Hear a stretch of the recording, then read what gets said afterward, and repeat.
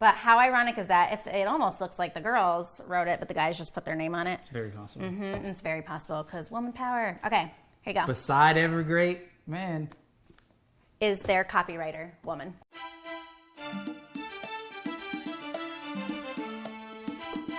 Hey, I'm Sam. I'm Brandon. And this is the Middleton Methods Podcast, where you get to be a fly on our wall, get tips, gain insight, and laugh at our Expense, apparently. We're going to start the laughter off early. Welcome back, everybody. Woo! So, first off, let's just say Happy Memorial Day. Thank you to all that have served our country. Yes. We had, this is a little after Memorial Day by the time you guys watch this, but boy, Middleton Madness was an awesome Memorial Day weekend. We had the perfect balance of fun, relaxation, and good times.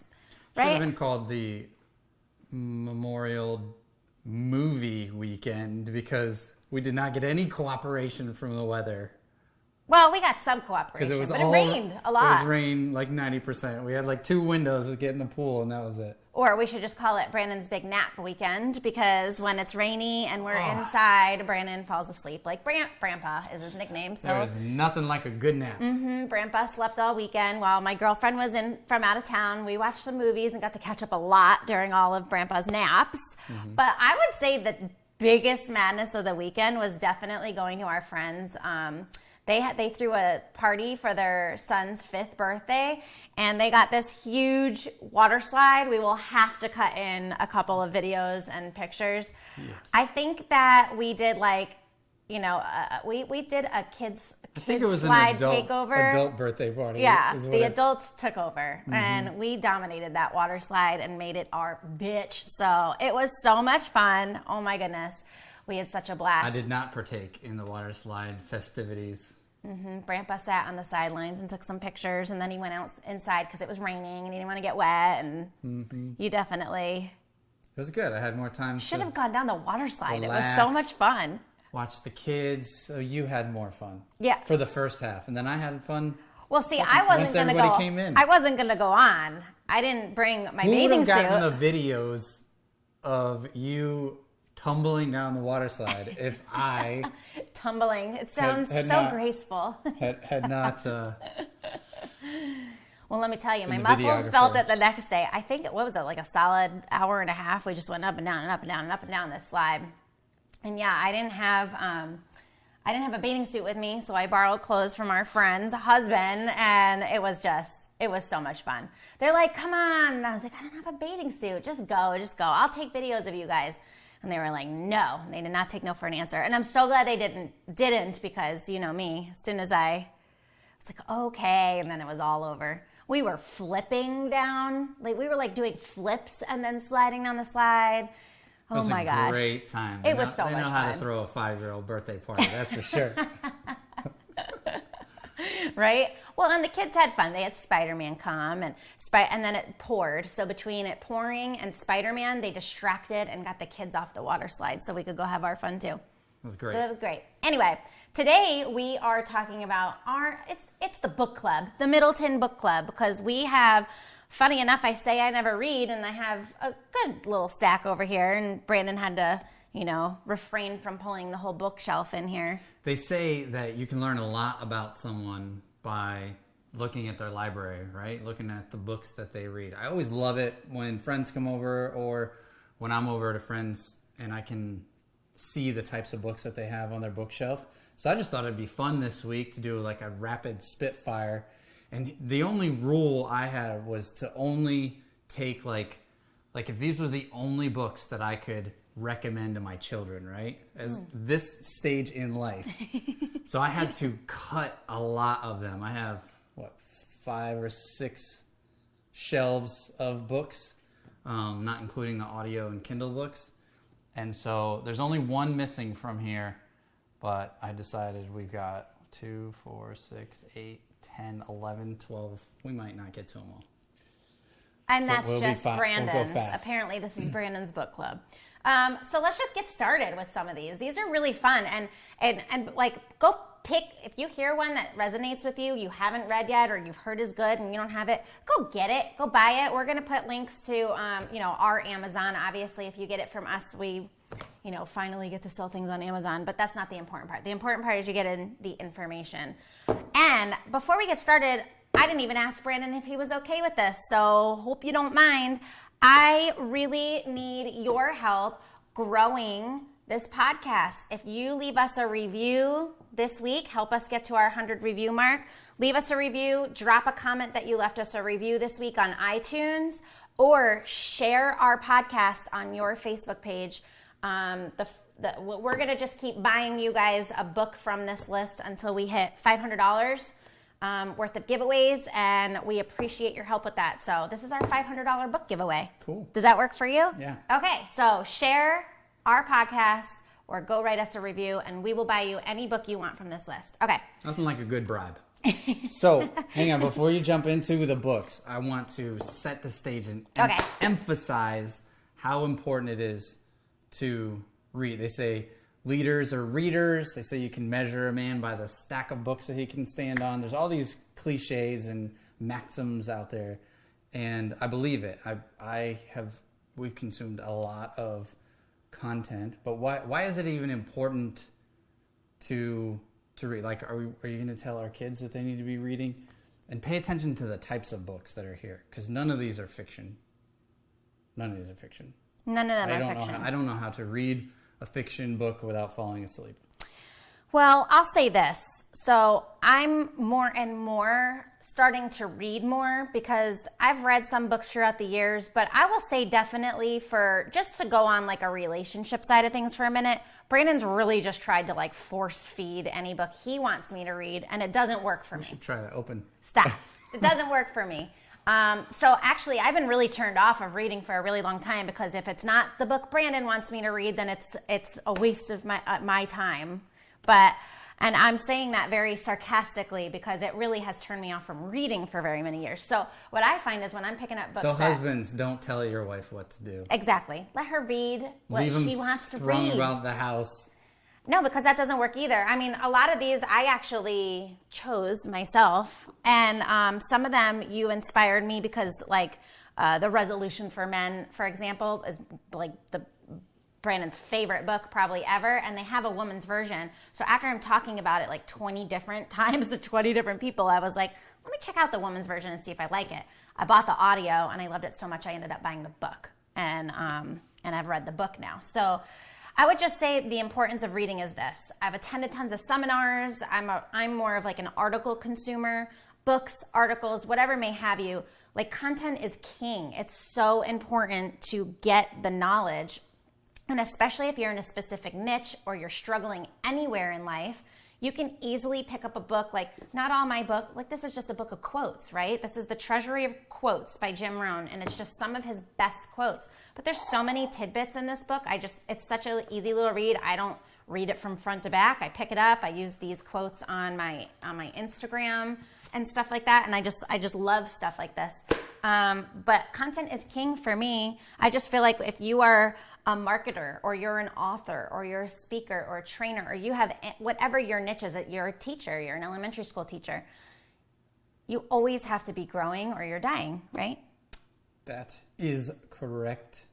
And most of these books are mindset, right? So it's shortcut, right? It's a shortcut to growth. It's a shortcut to success when you can gain the wisdom of other people. So I know we have a lot of readers out there, but I have talked to some people recently who are like, oh, I can only read fiction. They read a lot of like stories, and I think that's great for like creative people. Like, I'm not a big writer, but I know if I read a lot of stories, I'd probably be better at that. But for me, coming from nothing, coming from no business, no positive mindset, influence, no leadership around me, dad not around, like the real adult world was full of negativity right away and a lot of questions. So I had to seek a lot of that stuff right before YouTube and everything. I had to find a lot of that stuff in books, and I love books. I love reading. I'm a lot more careful now with the amount that I read. I like to reread the fundamentals. A lot of stuff is recycled. So I hope by us sharing these books with you, it at least takes your list of books down. Like if you're, I want to make it a little bit easier for you to pick your next book, period. Good? Yeah. Okay, so I already shared that one. Why don't you share a book with us, babe? So what do you like about that? Just because it's quotes and you can quickly kind of get your mind on track? Or? Yeah, The Treasury of Quotes by Jim Rohn. Well, the first thing I love about this book is Brandon bought it for me, so because he knows how much I love Jim Rohn. So there's just that little like feel-goodness that it was a gift. I keep this in my purse with me at all times. I don't pull it out every day. I don't pull it out all the time. But when I just need there's different sections of the book that talk about, the fundamentals, financial independence, ideas, ignorance, leadership management. And for me specifically, you'll hear me say a lot, quick and consumables. That's why I pull out some of the books that I pull out, because I need to consume things quickly and move on. That's why I tend to veer towards more articles. What I'm finding is as I'm finding books that chunk it down more, and it's not, a 500-page book on marketing, right? Or content writing, which I love writing, but I don't want to read a 500-page book about writing. But this is like little subjects and little topics, and then there's just a little bit to go with it, and I can consume it, and I can move on with my day, and I actually feel complete. I don't feel like I didn't get something finished. She's like, just give me the nugget and I got it. Yeah. And me, I'm like, hang on, I need the whole backstory. I need the whole process. I need to see how this all comes together. For real, I'm the girl in college that was like, give me the Cliff Notes and I can write a 10-page paper. I do not need to read the whole book. Summer vacation and elementary school and middle school, they'd be like, you have to read like 5 books over the summer. Never did. I used to skim them. The one in the island with the boys and stuff. Didn't read the whole book. I don't think I read a full book front to back my whole life. So, cool. Well, now in my adult years I have, but. Neither did I. I got through high school without reading one single book. Yeah. Catcher in the Rye, no. If you ever see the way he writes, you would totally know that is a true statement. Yeah, I make more money than an English teacher, so. Can you give me the Rich Dad Poor Dad, first book I ever read out of high school? No, you can't take books off my list. No, I have to. No, you can't. I want to go in order. No, you can't take books off my list. Killing me. Okay, so. Here, Rich Dad Poor Dad. Apparently, it's a classic. I have. This is the first book that Brandon actually got me to read too. Rich Dad Poor Dad. This is like amazing. Changed my whole. It's a beginner book. This is if you're thinking about quitting your job or you are ready for a change and you haven't done a lot of content, business or mindset oriented type of reading. This should be your first go-to, along with Think and Grow Rich, if you want to grab that one. Getting there. Oh my goodness. So after reading, anytime you're introduced to a new concept, you can go a little overboard because you're like, oh my gosh, this guy gets me. Now I need to consume everything I can find, from this author. So I bought a bunch of Robert Kiyosaki's books, but I will say that one was a good foundational. Yeah. The next one was his Cash Flow Quadrant, which again takes business concepts and thinking about how to make money and invest money, but keeping it really simple still, right? I graduated high school, but I just went right into elementary school of entrepreneurship, and these were two books that I loved. I did not read the whole one of this, but what I read was good.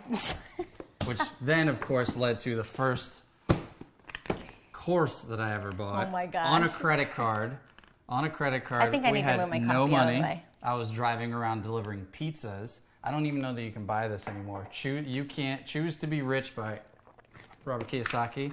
And I used to keep these CDs in my car and deliver pizza and listen to these and be like, someday we're going to have a business that makes money. So loved, those were the first 3 major books for me. What's your next one?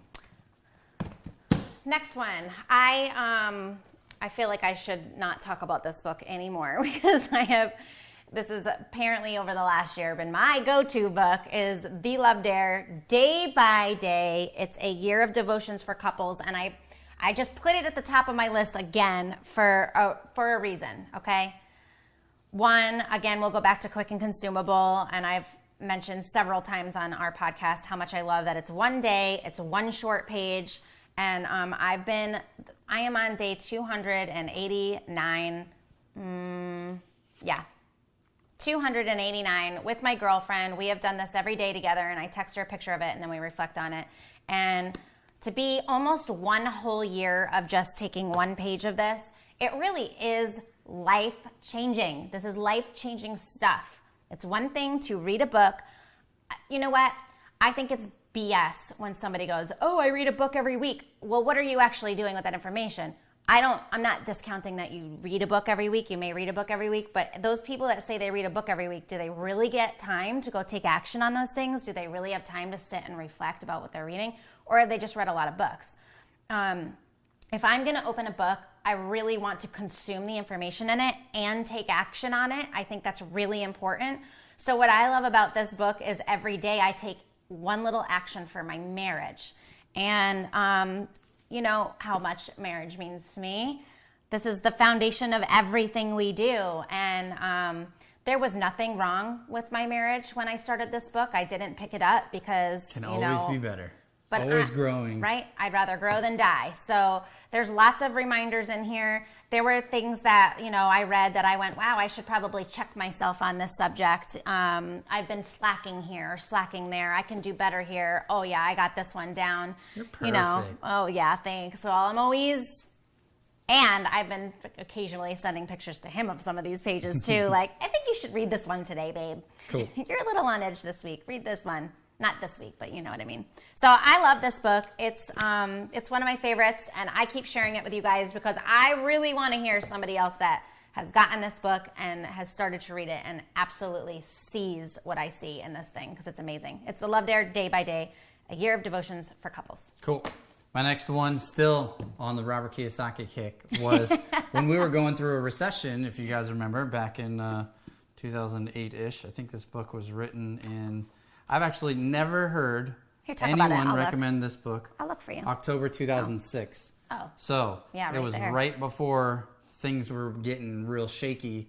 And obviously Kiyosaki and Trump saw the writing on the walls, and they wrote this book talking about... I loved this book because it wasn't another just get rich to get rich book. It was hey, there's a new standard, basically. Like the economy, the world, everything's driven financially, and if you are not paying attention, the power is being stripped from you, right? You have to take responsibility for your economy, and you also have to be aware of what's going on in the world that's changing the value of your dollar, that's changing, gold, that's changing all this stuff. So it was a really interesting book, and what I took away from it was just the importance of paying attention to what's going on and being aware. He talks about some stuff that's happening with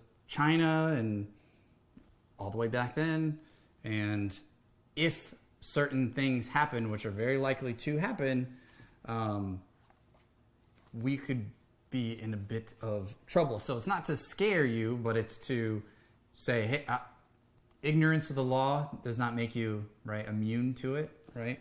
So just because you don't know and aren't aware, when it happens, you can't be the victim, right? You can't be like, oh, the recession happened. Like a lot of people were like, oh, there's no jobs, that's why I'm in this bad situation, or the economy's this. No, if you're smart and you pay attention, you can be prepared for those things. Like we're in a very high market right now, and everything's awesome. It doesn't stay awesome for a while. So great kind of high-level book. I just want to point out real fast that it says, Donald J. Trump with Meriden McIver and Robert T. Kiyosaki with Sharon Lechter, who I know Sharon writes books with Robert since we've had 1,000 around our house. But how ironic is that? It almost looks like the girls wrote it, but the guys just put their name on it. It's very possible. Mm-hmm. It's very possible because woman power. Okay, here you go. Beside every great man is their copywriter woman. Okay, I'm stealing this one from Brandon since he stole one from me earlier because I was looking for this, running around like a crazy lady looking for this book, and it was already in Brandon's pile. So, what's this? The Rich Man's Bible. Oh my gosh, it's a picture of me walking on broken glass. Wow, this is an oldie. How fun is that? We have like weird random pictures as bookmarks and stuff. It's so funny that you do that. It's fun. It is fun. Yeah, I am walking on broken glass here. Okay. You'll have to tell that story on another podcast. Think and Grow Rich by Napoleon Hill. This is like a classic, obviously. Otherwise known as the Rich Man's Bible. I was going to say, this is like the entrepreneur's Bible. So it doesn't really need any much more than that. You know how powerful the Bible is. So if you know that this is the important one for entrepreneurs, if you have not read this, Think and Grow Rich is the one. And Napoleon Hill's great. And this is a huge book, and I have read this one front to back, I think 3 times. So this one is very, very good. It's got Sam's seal of approval in there. Mm-hmm. What is it? What is your takeaway from it? This is all about like mindset. Yeah. And I eat mindset up, so I just love that stuff. Let's go to mine. The Ultimate Gift by Jim Stovall. This is a really great movie too. You can find the movie and watch it. Like it's one of those C movies or B movies, but it's still really good. I read the book first. No, I watched the movie first, liked it so much I read the book. Enjoyed the book too. Great feel-good movie. It is a really it's got a good story. This is a fiction. This is not a true story. That might be the only fiction I've ever read. Yeah, now that I was like, this is not real life. But the types of books that I think Brandon would get sucked into that are fiction, like Fireproof and stuff like that, you would do too. It's like really good feel-good stories that could be real, right? Have great lessons and great values. But, I mean, this is like if the guy lost his uncle and he's got to go through this whole... It's right on the top. What does it say? What would you be willing to do in order to inherit $1 billion? Jason Stevens is about to find out. So, like a family member dies and he's basically, here, I'm leaving this to you if you do A, B, and C. No, he left a bunch to all the other people in the family, but the young punk grandson... I was just giving a really quick synopsis is all. Yeah, he's got to jump through hoops to get his share. And the whole point is because his uncle, wasn't it? Or grandfather? It's been a while since we read it. So the family member that died. The lessons he learns through jumping through the hoops are more valuable than what he inherits. Correct. And he saw that potential in that one person and really wanted them to hit it big time and change his life in more ways than just financially. So this is The Ultimate Gift. It's a really great book. Yes. This one's so good. We have 3 copies. And one we lost. Is that Time Management? Actually. Boom! No, this is the one. Yes.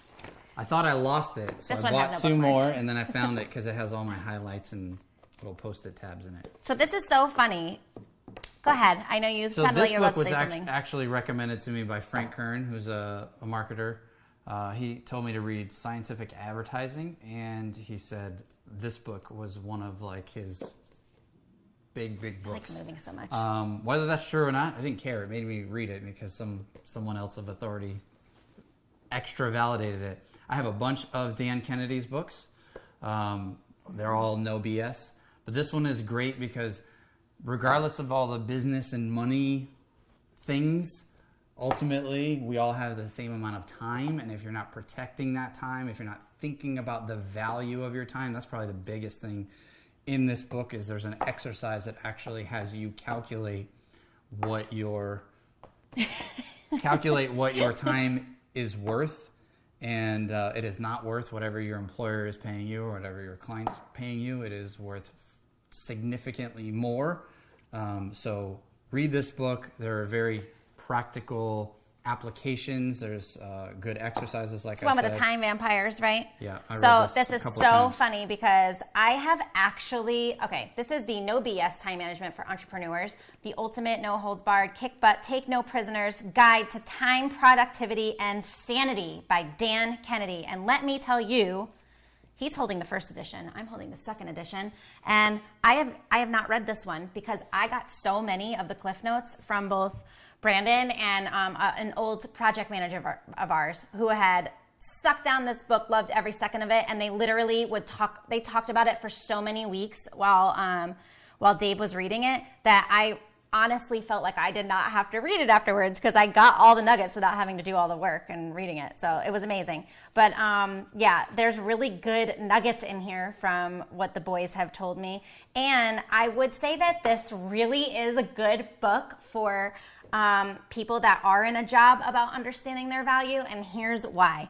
Our old project manager really did eat this book up. He loved it. I think he might have even read it twice in a row. And this was a big mindset shift for him to realize that he wanted more. And I think it was like maybe a couple years after he read this book, he had kind of outgrown the position with us, and we helped him move on to a new adventure. So, I mean, that is good for you to get started if you're stuck in your job and you want to just do something new and understand the value of your worth. That's so important. And protect it. Yeah, and protect it. So you grab it gets harder and harder to protect that time. So many distractions. And I'm going to switch gears for a minute. And funny enough, oh my gosh, this one's loaded with stuff too. Will you be my Valentine? Oh, when you took me to Armani's. That's sweet. Or I took you there, kind of. I took you there. And San Diego Zoo when Peyton was 3 months old. All our bookmarks. So I just came across this book the other day, and I bought another copy to start over since it's been some years. But this one's called All About Us, and I believe you gave this one to me as a gift as well. So you do know a thing or two about the books I like to read versus the books you try to make me read. But I really love this one. It's all about putting your answers in here. So I started this book in 2012, and I got almost... Should have brought this up on our conversation starter episode we did a couple of weeks ago. This and well, the I Q&A didn't see this day. a couple weeks ago. I just found this a few days ago. Yep. I got about 2/3 of the way through this book, and you know, 2012. It's great to have by the bed. We moved, so that would explain it. I have another book that we started writing in and didn't finish, and the timestamp is like right when we moved is when we stopped and packed this thing away and then didn't see it for years, right? But this is a really cool book, All About Us. It's about, it's a relationship book, right? So it's about me and Brandon, when our birthdays are. Let me see. It's like favorite things. Yeah, what was your childhood like? Whoa! Don't read that out loud. Nope. Read that. Oh, what the heck? No. What is the first image that spontaneously comes to mind when you think about your partner? No, it didn't help that it was by the bed. I said his penis, and he's chasing me naked around and when he's chasing me naked around the house, you must share that with them. Face down, ass up. So apparently, we must have done this entry in bed. Why would I share it? Because this is... Come on. People want to know what goes on in our relationship. I mean, that's it. Look at this. Oh my gosh. Have you been engaged prior to your current relationship? F no. I wrote, wow, we're really honest when we're just like writing down our thoughts.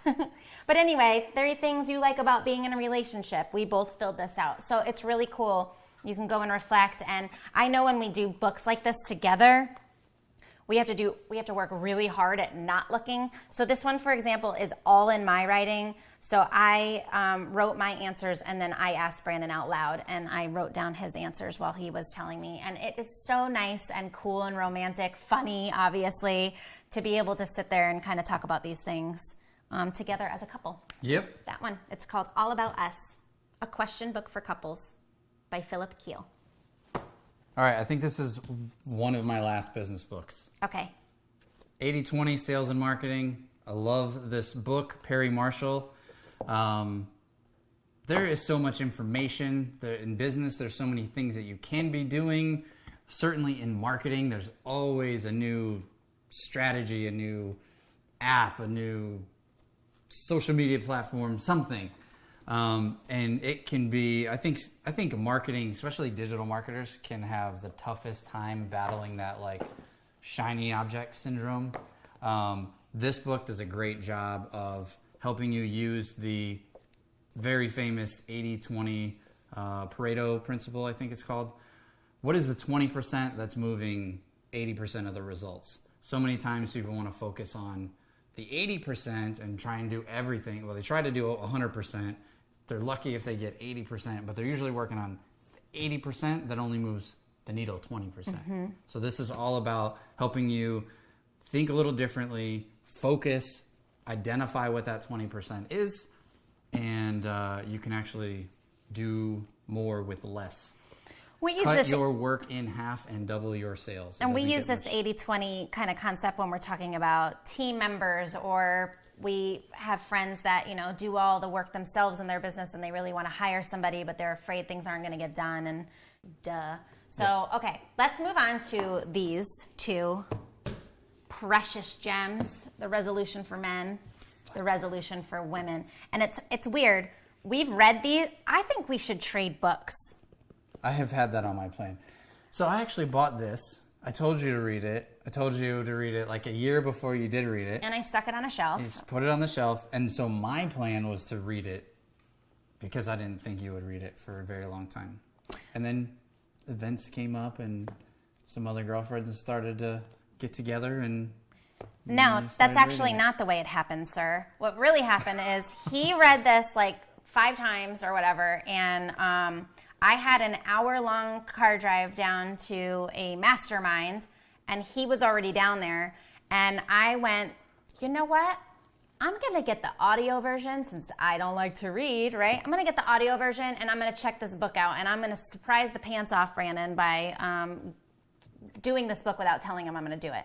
So I got the audio, and I listened to it in the car, and I would say it was probably a good 6 months later that we did have a little Bible study for a little bit with a few girlfriends of mine, and I suggested this as the guide to what we would do weekly and discuss weekly.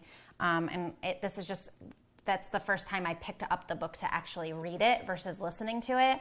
And it's phenomenal no matter how you consume it. This is a really, really awesome read. So I want to read this one more time, and then I would like to switch it because I want to read elated. I want to read the men's version. One thing that I've noticed that I'll just throw out there really quick because I don't want us to run too long here today, but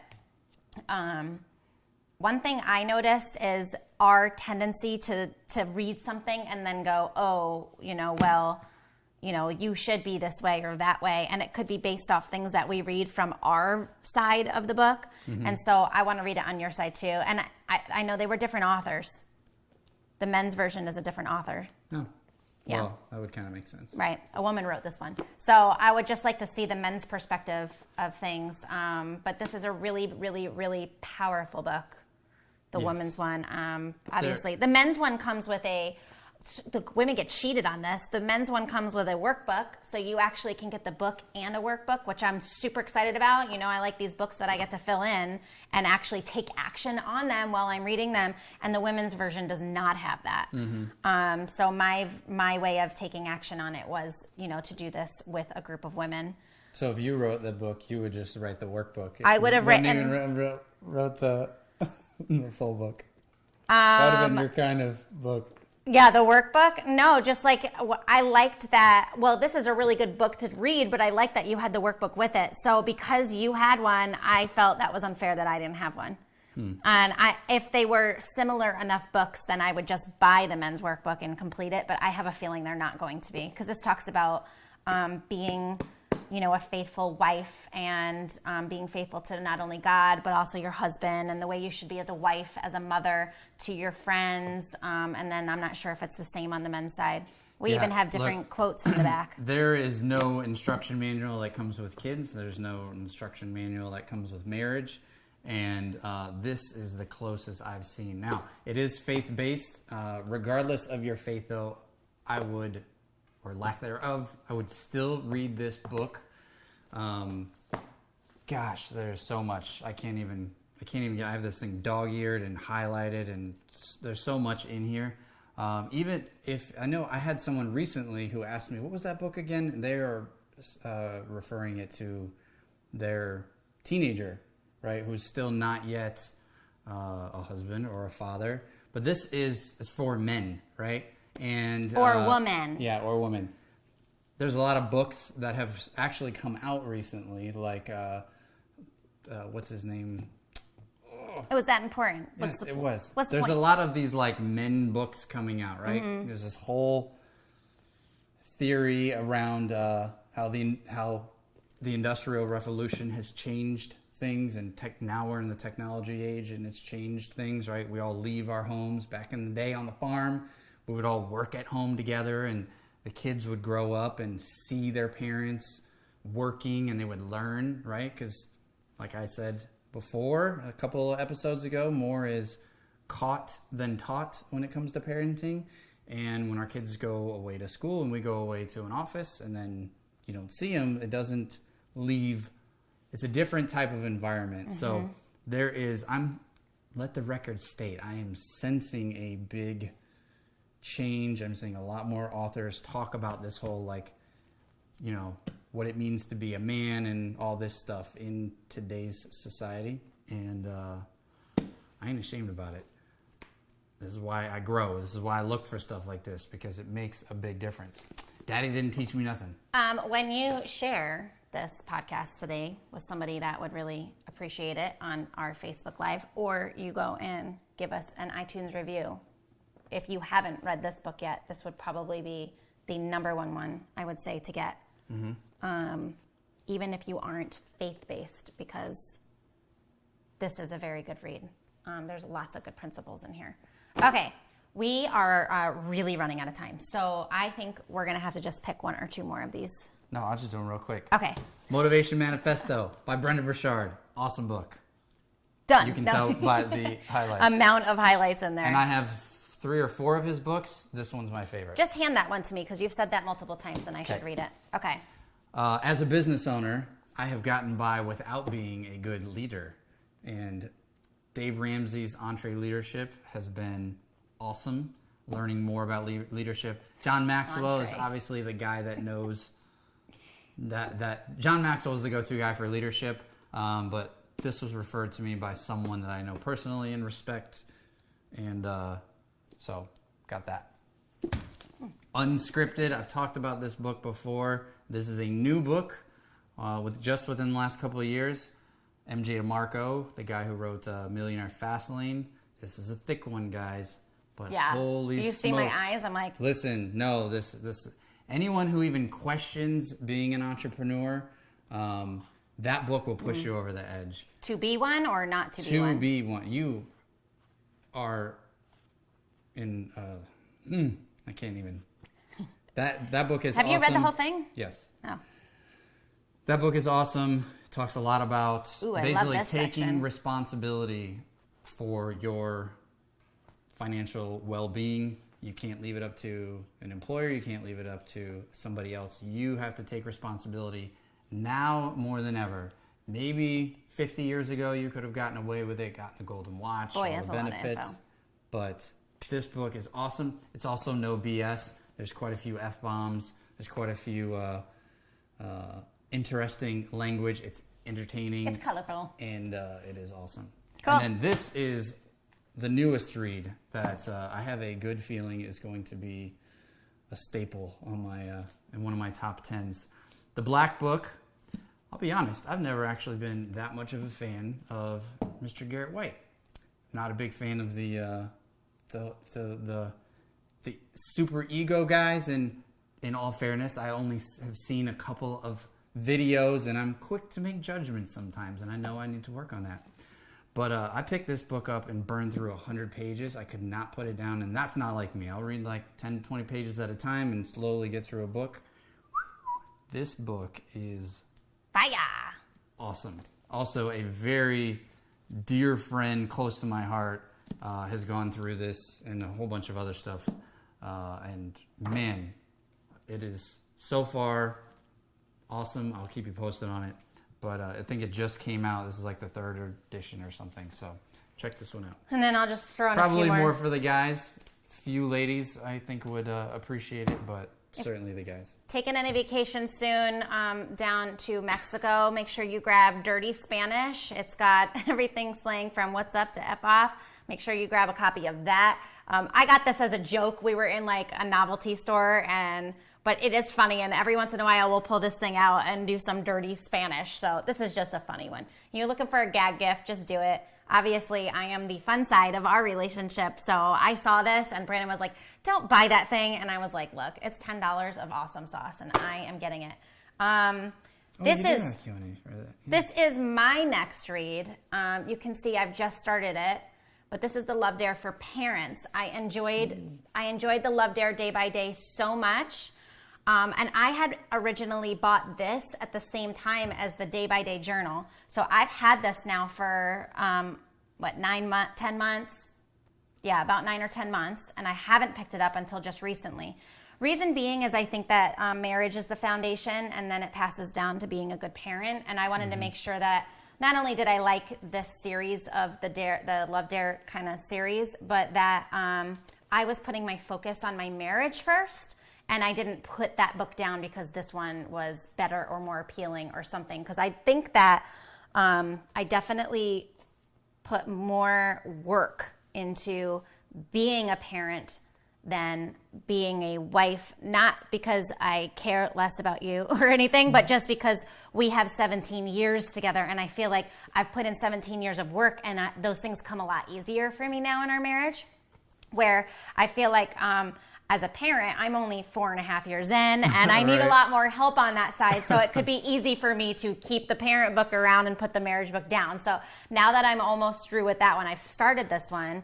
I think I'm going to just see a lot of things that we naturally do just from being a good husband and wife, since that's where it starts, and we try to pass that stuff down to our kids. So the Love Dare for parents, everybody knows how good the Love Dare is, so why wouldn't this one be awesome too? And then our Q&A a day, the timestamp on here. I would just want to make a note that I'm noticing in the last few months, 6 months or so, with the kids, is the more that you invest in them, and these it's probably all the time, but obviously I only have the little kids experience. The more they change, the more it also affects our marriage.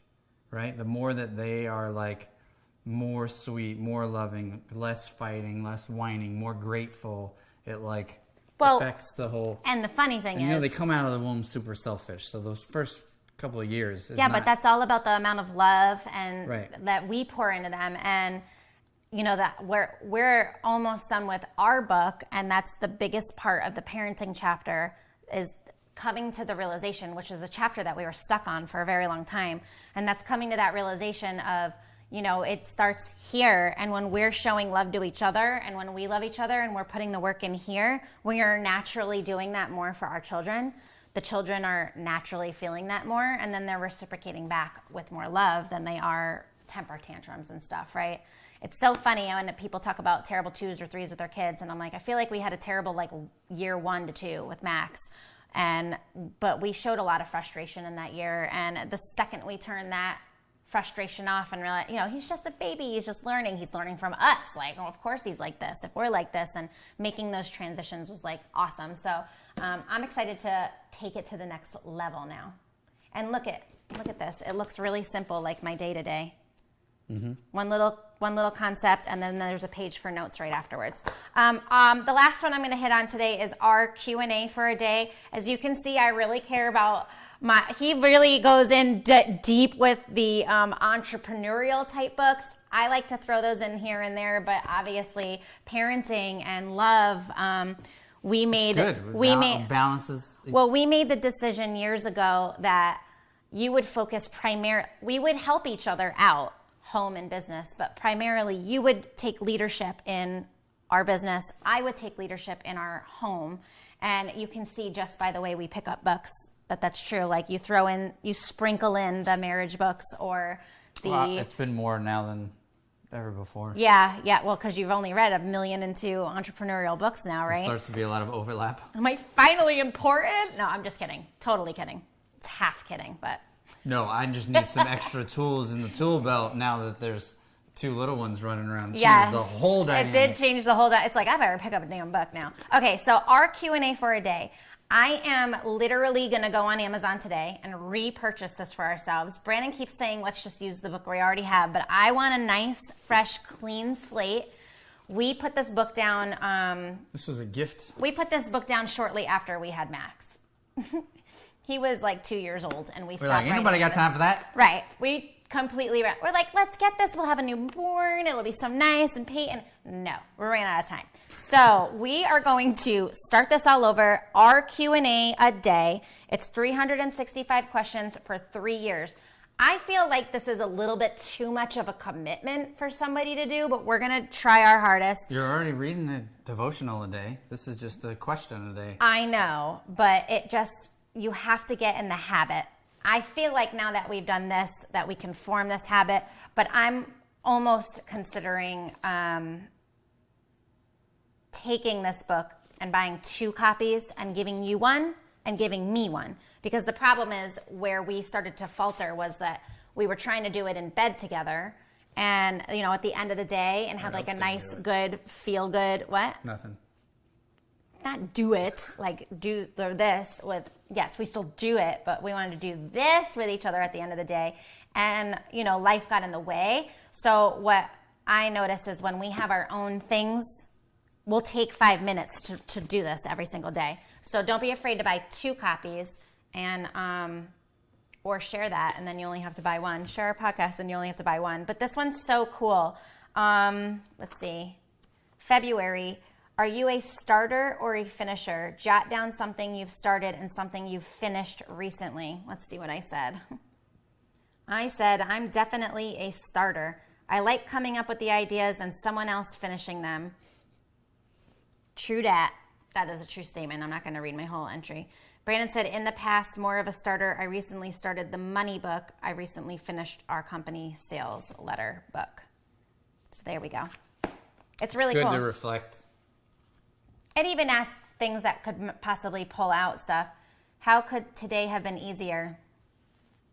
If things were done earlier chore-wise, but we had such a nice afternoon, I'm going to overlook how late it is. Brandon said, Max could be older and out of his eating and pooping every 2 hours phase, and we could have won the lottery. Okay, well.